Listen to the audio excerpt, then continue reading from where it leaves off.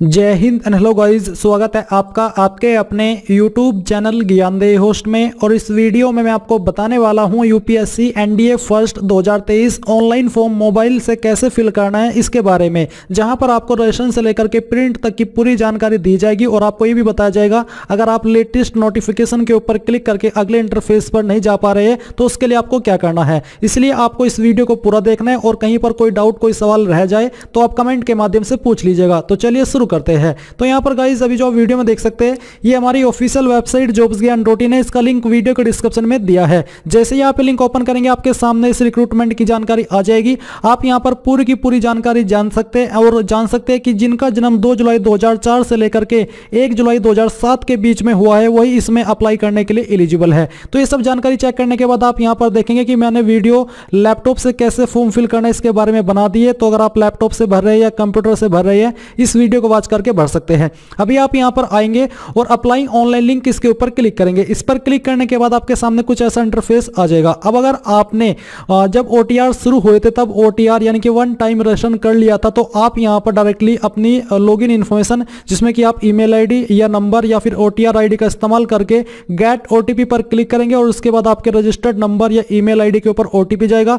वो डाल करके आप यहां पर वेरिफिकेशन कोड फिल करेंगे एंड डायरेक्टली लॉगिन कर लेंगे। बट अगर आप फ्रेशर है आपने कोई रजिस्ट्रेशन नहीं करके रखा है तो आप यहां पर नीचे आएंगे और न्यू रजिस्ट्रेशन के ऊपर क्लिक करेंगे। इस पर क्लिक करने के बाद आपके सामने कुछ ऐसा इंटरफेस आएगा। आप यहां पर जो आपका नाम है वो 10th के सर्टिफिकेट के अकॉर्डिंग फिल करेंगे। इस नाम को दोबारा डाल करके आपको यहां पर सेम वे में 10th के सर्टिफिकेट के अकॉर्डिंग फिल करना है। फिर है फुल नेम। अगर आपका कोई अन्य फुल नेम है जो कि 10th की मार्कशीट के अलावा है तो वो आप यहां पर दे सकते हैं, नहीं तो आप इसको खाली छोड़ दीजिए। फिर आप यहां पर जेंडर सेलेक्ट करें। जेंडर को आप दोबारा सेलेक्ट करके वेरीफाई करेंगे। फिर आप यहां पर आपकी जो डीओबी है वो कैलेंडर के ऊपर क्लिक करके इस तरह से सिलेक्ट कर लेंगे। पहले ईयर सेलेक्ट करें, फिर यहां से आपका जो मंथ है वो और इसके बाद में डे एंड इस डीओबी को दोबारा सिलेक्ट करके आप यहां पर वेरीफाई कर लेंगे। फिर आपको यहां पर आपके फादर का नेम एंटर करना है। ये नाम भी आपका 10th के सर्टिफिकेट के अकॉर्डिंग होना चाहिए। इस नाम को दोबारा डाल करके आपको यहां पर सेम वे में वेरीफाई कर लेना है। इसके बाद में यहां पर गाइज आपके सामने जानकारी आती है मदर्स नेम की। तो आपको आपकी माता जी का नाम एंटर करना है, आपकी मदर्स का नेम दोबारा डाल करके वेरीफाई करना है।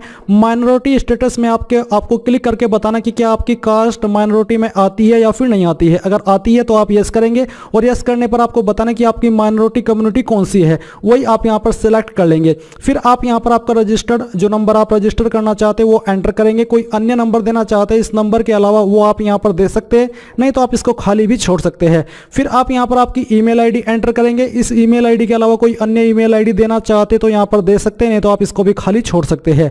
फिर आते हैं बोर्ड एग्जामिनेशन रोल नंबर। जो आपका 10th है उसका रोल नंबर क्या था वो आपको यहां पर एंटर करना है।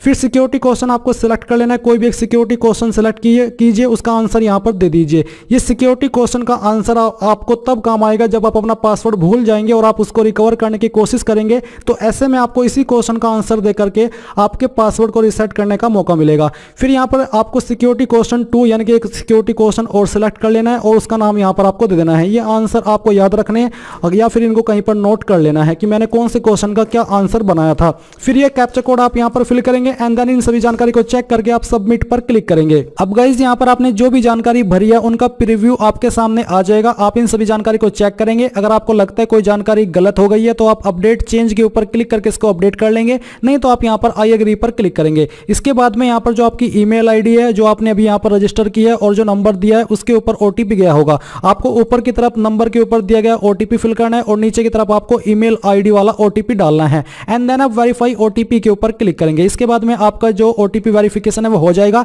और फिर आप यहां पर जो आपको होम पेज देखने को मिलेगा कुछ इस प्रकार का। यहां पर आपको जो इन्फॉर्मेशन मिली है अभी वो आप यहां पर डाल करके लॉगिन करेंगे। जैसे कि आप यहां पर आपकी रजिस्टर ईमेल आईडी एंटर करेंगे जो कि अभी आपने रजिस्टर की है। यहां पर आपका जो गेट ओटीपी के ऊपर क्लिक करने के बाद ओटीपी आया है वो ओटीपी डालेंगे और फिर आप यहां पर ये वेरिफिकेशन कोड फिल करके लॉगिन कर लेंगे। लॉगिन करने के बाद में आपके सामने आपकी जानकारी को चेक करने का एक मौका और मिलेगा और आपको एक पासवर्ड क्रिएट करने का मौका मिलेगा। तो आप यहां पर अगला इंटरफेस का इस्तेमाल करके आपका पासवर्ड बना लीजिएगा और पासवर्ड बनाने के बाद में जो आगे का प्रोसेस है वो भी आप यहां से जान लीजिए। अब गाइज आपके सामने यहां पर कुछ इस तरह से इंस्ट्रक्शंस आ जाएंगे। अब आपको करना क्या है, आप यहां पर जो ये जो बेल आइकन देख पा रहे हैं इसमें आपको बीच वाले के ऊपर क्लिक करना है। इसके ऊपर क्लिक करने के बाद यहां पर आपके सामने वो एग्जाम आ जाएंगे जिनके फॉर्म यहां पर भरे जा रहे हैं। तो आप यहां पर देख सकते हैं आपका एनडीए का नीचे नीचे की तरफ है और आप यहाँ पर देख सकते हैं पार्ट 1, तो आपको पार्ट 1 के ऊपर क्लिक करना है। मैंने फॉर्म पहले ही भर लिया है, इसलिए मैं यहाँ पर इस पार्ट को एडिट करके आपको दिखाता हूँ कि कैसे आपको ये फॉर्म भरना है। तो जैसे ही आप यहाँ पर पार्ट 1 के ऊपर क्लिक करेंगे आपके सामने इंस्ट्रक्शंस आएंगे। जैसे ही आप इन इंस्ट्रक्शंस को वेरीफाई कर लेंगे यानी कि उनको यस के ऊपर क्लिक करेंगे तो आपके सामने कुछ ऐसा इंटरफेस आ जाएगा जहां पर आपको ऊपर की तरफ आपकी OTR की इन्फॉर्मेशन दी गई है और नीचे यहाँ पर आपको कुछ जानकारी भरनी है। जैसे कि आप यहाँ पर देखेंगे आपकी नेशनलिटी, तो नेशनलिटी में आप यहाँ पर इंडियन सेलेक्ट कर लेंगे और मैरिटल स्टेटस आपका बेसिकली अनमैरिड रहेगा, तो आप यहाँ पर अनमैरिड रहने दीजिए। अब आती है आपकी कास्ट कम्युनिटी, तो जो भी आपकी कास्ट कैटेगरी है जैसे कि SC ST OBC या फिर जनरल EWS जो भी है वो आप यहाँ पर सिलेक्ट कर लेंगे। अगर आप यहाँ पर SC ST OBC सिलेक्ट करते हैं तो आपके सामने 3 अतिरिक्त ऑप्शन आएंगे जो कि आप यहाँ पर अभी वीडियो में देख सकते हैं। इसमें यहाँ पर आपके सामने आएगा कम्युनिटी सर्टिफिकेट नंबर, तो आपको आपके कास्ट का सर्टिफिकेट नंबर देना होगा और जो आपका community certificate issuing authority designation है वो भी आपको देना है। बेसिकली ये सर्टिफिकेट आपका SDM मजिस्ट्रेट, तहसीलदार, नायब तहसीलदार, इन जो पोस्ट है इनके अधिकारी द्वारा जारी किया जाता है। तो यहाँ पर जिस भी अधिकारी के द्वारा आपका ये सर्टिफिकेट जारी हुआ है उसी पोस्ट का नाम आपको देना है। फिर आप यहाँ पर बताएंगे कि कौन सी डेट के अंदर आपका ये सर्टिफिकेट इशू हुआ है। आप कैलेंडर के ऊपर क्लिक करके उस डेट को सिलेक्ट कर लेंगे। इसके बाद यहाँ पर दोस्तों आपके सामने आएगी एजुकेशनल क्वालिफिकेशन, तो आप यहाँ पर पास के ऊपर जो आपको यहाँ पर एडिट का ऑप्शन है, मैं इसको एडिट करके दिखाता हूँ। आप यहाँ पर क्लिक करेंगे, इसके ऊपर क्लिक करने के बाद आपके सामने 3 विकल्प आ चुके हैं। तो आप यहां से ये समझ लीजिए कि इसमें आपको जानकारी बेसिकली भरने कैसी है। तो यहां पर अगर आपने आपकी 12वीं जो है वो पास कर ली है और आपके पास फिजिक्स, केमिस्ट्री और मैथ नहीं था तो आप पहला सेक्शन सेलेक्ट करेंगे यानी कि पहली लाइन सेलेक्ट करेंगे। और अगर आपने 12वीं पास कर ली है और आपके पास 12वीं में फिजिक्स, केमिस्ट्री, मैथ था तो आप दूसरे वाली क्वालिफिकेशन या दूसरी लाइन सेलेक्ट कर लेंगे।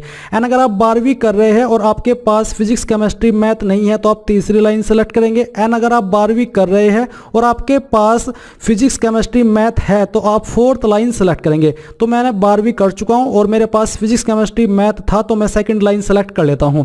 इसके बाद में यहां पर गाइज आपको एड्रेस की इंफॉर्मेशन देनी है, तो जो भी आपका एड्रेस है वो आप यहां पर एड्रेस भर देंगे। इन तीनों लाइन के अंदर थोड़ा थोड़ा करके आपको आपके एड्रेस का पार्ट फिल करना है। फिर यहां पर जो आपकी स्टेट है वो स्टेट आपको सेलेक्ट कर लेनी है इस प्रकार से, इस लिस्ट में से उस स्टेट के अंदर आपकी कौन सी डिस्ट्रिक्ट है वो डिस्ट्रिक्ट आपको सेलेक्ट कर लेनी है। अपना पिन कोड यहां पर आपको एंटर करना है और इन सभी जानकारी को फिल करने के बाद चेक करते हुए कंटिन्यू पर क्लिक करना है। इसके बाद में यहाँ पर आपके सामने कुछ ऐसा इंटरफेस आएगा जहां पर बेसिकली आपको एक फोटो आइडेंटिटी कार्ड देना है। इसमें आप यहाँ पर कोई भी एक आईडी सेलेक्ट कर लीजिए, इनमें से कोई एक आईडी आपके पास होनी चाहिए। जैसे कि मैंने पैन कार्ड सेलेक्ट किया है तो जो भी आईडी आपने सेलेक्ट किया उसका नंबर आप भरेंगे, उस नंबर को दोबारा डाल करके आप वेरीफाई कर देंगे। फिर आता है specific detail for NDA and NA exam, यानी कि आप किसको कितनी प्रेफरेंस देना चाहते हैं। इसमें कुछ ऑप्शन आपकी क्वालिफिकेशन के अकॉर्डिंग ही एलिजिबल यानी कि एप्लीकेबल हो पाएंगे। तो जैसे कि मैंने आर्मी को 2nd प्रेफरेंस दी है, नेवी को 1st प्रेफरेंस दी है, वायुसेना को 3री और जो NA है इसको मैंने कोई प्रेफरेंस नहीं दी इसलिए मैंने यहाँ पर 0 लिखा है। तो आप भी यहाँ पर जिसको जो प्रेफरेंस देना चाहते हो दे सकते हैं। अगर आपको किसी एक कोई प्रेफरेंस देनी है तो आप उसके सामने 1 लिख दीजिए और बाकी के सामने आप 0 लिख दीजिएगा। एंड अगर आपको किसी को पहले नंबर पर रखना है, जैसे कि आपको नेवी को जैसे कि आपको आर्मी को पहले नंबर पर रखना है तो आप आर्मी को 1 लिखेंगे, नेवी के अंदर 2 और बाकी जो एयर फोर्सेस के अंदर आप 3 या 4 आपकी चॉइस के अकॉर्डिंग, आपकी पसंद के अकॉर्डिंग रख सकते हैं। देन यहाँ पर आपसे कुछ एक सवाल पूछा है कि क्या आपके पास ये जो सर्टिफिकेट यहाँ पर बोला है क्या वो आपके पास है। अगर हाँ तो आप यहाँ पर एडिट के ऊपर क्लिक करके यस करेंगे, नहीं तो आपको नो करना है। फिर यहाँ पर आपसे अगला सवाल पूछा कि क्या आप जो वायुसेना के GDO है इसको भी प्रेफरेंस देना चाहेंगे, इसको भी कंसिडर करना चाहेंगे। अगर हाँ तो आप यहाँ पर यस करें, नहीं तो आपको नो करना है। ये आपकी चॉइस है कि आप इसको यस करते हैं या फिर नो करते हैं, इसमें कोई प्रॉब्लम वाली बात नहीं है। क्या आप मिलिट्री स्कूल के विद्यार्थी है, अगर हाँ तो यस कीजिएगा, नहीं तो आपको नो करना है। फिर यहाँ पर आपसे पूछा है कि क्या आप JCO NCG अन्य रैंक के अधिकारियों के वार्ड और सैनिक मिलिट्री स्कूल के विद्यार्थी है। अगर आप ऐसे कैंडिडेट है तो आप यहाँ पर यस करेंगे, नहीं तो यहाँ पर भी आपको नो ही रहने देना है। इसके बाद में आप यहाँ पर नीचे कंटिन्यू पर क्लिक करेंगे। अब गाइज आपके सामने यहाँ पर आपके फॉर्म का प्रीव्यू आ जाएगा। आपने जितनी भी जानकारी भरी है इन सभी को आप वेरीफाई करेंगे। ये वेरिफिकेशन कोड आप यहाँ पर फिल करेंगे।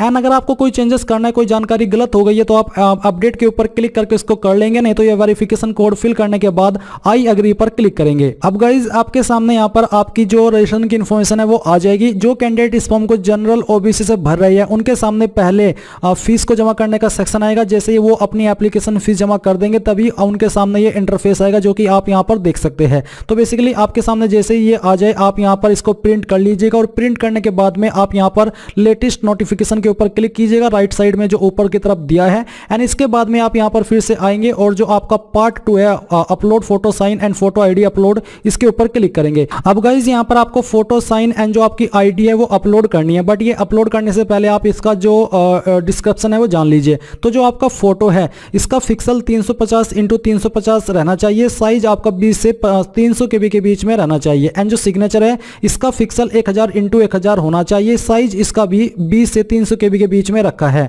एंड जो आपकी आईडी है इसका फॉर्मेट PDF का और साइज 20 से 300 KB के बीच में ही रहना चाहिए। तो आपका फोटो इस तरह का एक्सेप्ट होगा और इस तरह का सिग्नेचर एक्सेप्ट होगा। जो एक्सेप्टेबल नहीं है फोटो साइन उसके डेमो आपको यहाँ पर दिया है। अब आप चूज फाइल के ऊपर क्लिक करके जहां जहां पर आपका सिग्नेचर है, आपका साइन है, आपका फोटो है, वो आप सिलेक्ट कर लेंगे। तो गाइज यहाँ पर मैंने तीनों फाइल सिलेक्ट कर लिया है। आपको एक चीज ये भी ध्यान में रखनी है कि जो आपकी फाइल के नेम है उनके अंदर कोई भी स्पेस नहीं देना, नहीं तो वो फाइल अपलोड नहीं हो पाएगी, एरर आता रहेगा। तो यहाँ पर मैंने इनको सिलेक्ट किया। अब मैं अपलोड इमेज के ऊपर क्लिक करता हूं तो आप देखेंगे कि आपका फोटो साइन और जो आपकी आईडी है वो अपलोड हो चुकी है। अब आप यहाँ पर कंटिन्यू पर क्लिक करेंगे। कंटिन्यू पर क्लिक करने के बाद में आपके सामने फिर से कुछ ऐसा इंटरफेस आएगा। अब आप यहाँ पर centre selection and agreeing to declaration इसके ऊपर क्लिक करेंगे। इस पर क्लिक करने के बाद आप यहाँ पर जो आपका एग्जाम सेंटर है वो सिलेक्ट करेंगे। मैंने जैसे कि कहा कि मेरा फॉर्म पहले से भरा हुआ है तो वहीं से मैं जानकारी आपको एडिट करके दिखा रहा हूं। तो यहाँ पर आप आपकी सिटी सिलेक्ट कर पाएंगे। उसको सिलेक्ट करने के बाद में नीचे की तरफ आप डिक्लेरेशन देखेंगे और डिक्लेरेशन के नीचे आपको I agree, I have read इसके ऊपर क्लिक करना है और उसके ऊपर क्लिक करने के बाद में जो आपका फॉर्म है वो सबमिट हो जाएगा और आप अपने फॉर्म का यहाँ से प्रिंट ले पाएंगे। तो यानी कि आपको इसके बाद में प्रिंट के इंटरफेस पर सेंड किया जाएगा जो कि आपका कुछ इस प्रकार का रहेगा। यहाँ पर आप देख सकते हैं कि आपका जो स्टेटस है एनडीए का वो आ जाएगा। आप यहाँ पर क्लिक करके ऊपर क्लिक करके इसका जो प्रिंट है वो ले लीजिएगा। तो इस प्रकार से आप लोग UPSC NDA first 2023 online form mobile से भर पाएंगे। आई होप ये प्रोसेस आपको पसंद आया होगा। अगर आपको कहीं पर कोई डिटेल समझ में नहीं आई है तो आप कमेंट के माध्यम से पूछ लीजिएगा। So thanks for watching. जय हिंद।